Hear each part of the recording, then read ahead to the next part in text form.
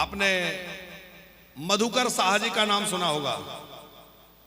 बीच में हम लोग चरित्र सुनेंगे, मधुकर शाह जी का चरित्र भी एक दिन थोड़ा लेंगे। नरेंद्र सिंह जी, मधुकर शाह जी का एक नियम था। ओरछा नरेश थे मध्य प्रदेश में, बुंदेलखंड में ओरछा। तो ओरछा के नरेश हैं महाराज मधुकर शाह, और उनका नियम था कि जिसके मस्तक पर तिलक है, गले में कंठी है, वो उसको प्रणाम करते थे। लोग कहते थे हमारे राजा कैसे हैं, हर किसी को प्रणाम करने लगते हैं। अरे ये तो देखना चाहिए ये उस योग्य है कि नहीं है, बताओ। इतने बड़े राजा हर किसी के सामने लौट जाते हैं, प्रणाम करने लगते हैं, कोई तरीका है? पर यह तो इतना अधिक कंठी और तुलसी के प्रति, वैष्णवों के प्रति आस्था रखते थे कि कोई भी आ जाए। लोगों ने इनका उपहास करने के लिए, कुछ लोगों ने क्या किया कि एक गधे के लिए पकड़ा और गधे के गले में तुलसी बांध दी, कंठी माला बांध दी, गधे को तिलक लगा दिया और गधे को छोड़ दिया उसी रास्ते से जिससे मधुकर शाह आने वाले थे। अब मधुकर शाह ने देखा कि गधे को तिलक लगा हुआ है, गधे के गले में कंठी पड़ी हुई है। देखते ही वह अपने अश्व से उतर पड़े, साष्टांग दंडवत हो गए। अब लोग तो तमाशा देखने के लिए पहले ही तैयार थे, क्या होता है।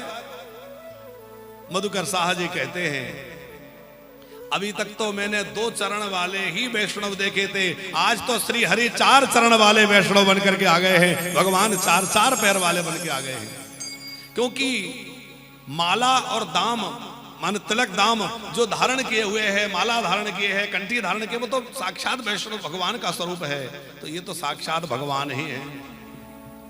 बड़ा सुंदर पद गाया उन्होंने और कहा कि आज मेरे ठाकुर जी जो है गधर्व रूप धारण करके प्रकट हो गए। गधे के शरीर से भगवान ने दर्शन दे दिया। इतनी अधिक मधुकर शाह जी की निष्ठा तिलक में थी। हम लोग तो प्रमाद करते हैं, वो मुगलों का काल था, और मुगल काल में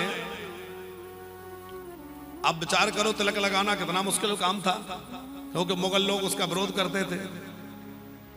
लेकिन राजा मधुकर शाह की दिव्यता, इनकी प्रेम भक्ति को देख करके अकबर ने इनसे मैत्री कर ली थी, अपने वशवर्ती कर लिया।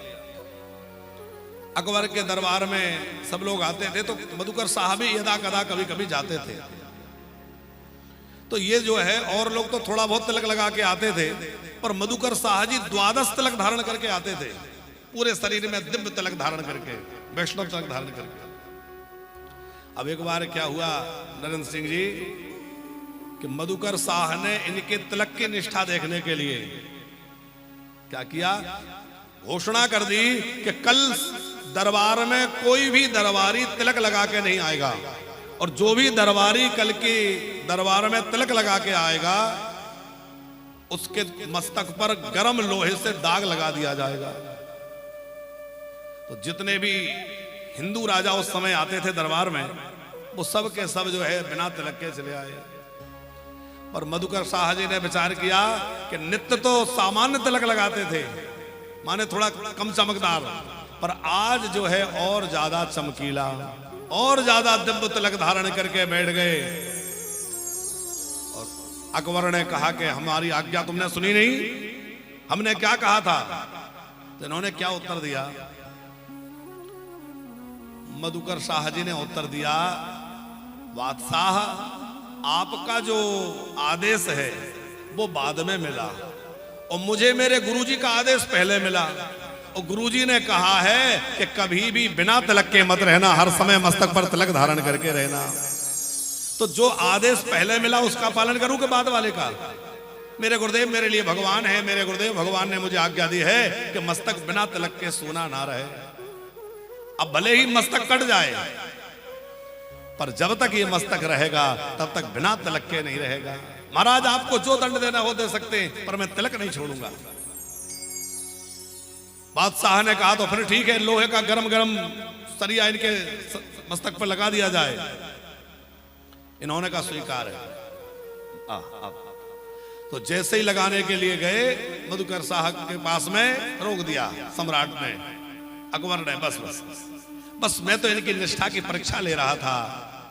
और फिर जो है मधुकर शाह ने बड़े जोर से जो है जयकारा लगाया, और मधुकर शाह ने गर्ज कर ऐसे कहा कि मधुकर शाह की आवाज सुनकर के जितने हिंदू राजा बैठे थे उनको भी उत्साह आ गया, और उन्होंने भी वहां भरे दरबार में भगवान का जय जयकार किया है, भक्तों का जय जयकार किया है, और अकबर ने उनके भाव का आदर किया।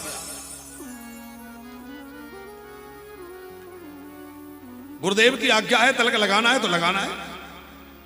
अब आज तो समय इतना विलक्षण आ गया है, आप देख रहे हैं अभी कोई एक कंपनी है, क्या नाम है उसका, जिसने अभी आदेश कर दिया कि कोई भी हमारा कर्मचारी तिलक लगा के नहीं आएगा, महिलाएं मंगलसूत्र पहन के नहीं आएंगी, मांग भर कर नहीं आएंगी, कलावा बांध कर नहीं आएंगे।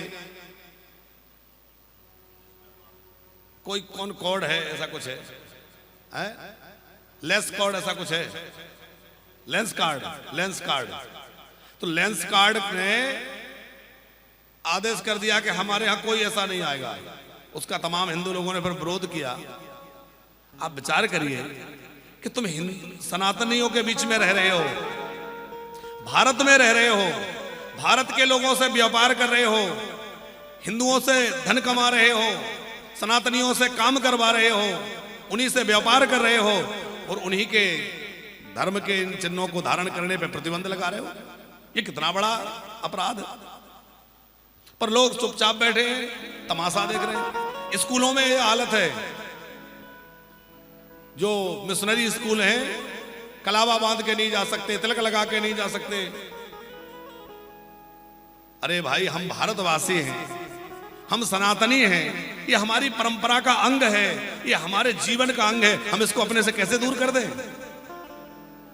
हम तो एक निवेदन आपसे करें कि जो स्कूल ये आदेश करे, ये नियम बनाए कि इस स्कूल में कोई कलावा बांध कर या तिलक लगा के नहीं आ सकता, ऐसे स्कूल में भूल कर भी अपने बच्चों को मत भेजना। आप भेजना ही बंद करो ना, वो तो अपने आप ठीक हो जाएंगे। जो कंपनी कहती हो हमारे यहाँ कोई तिलक लगा के नहीं आएगा, वहां जाना बंद करो ना, उनसे व्यापार बंद करो जो तिलक लगाने के लिए रोकता हो।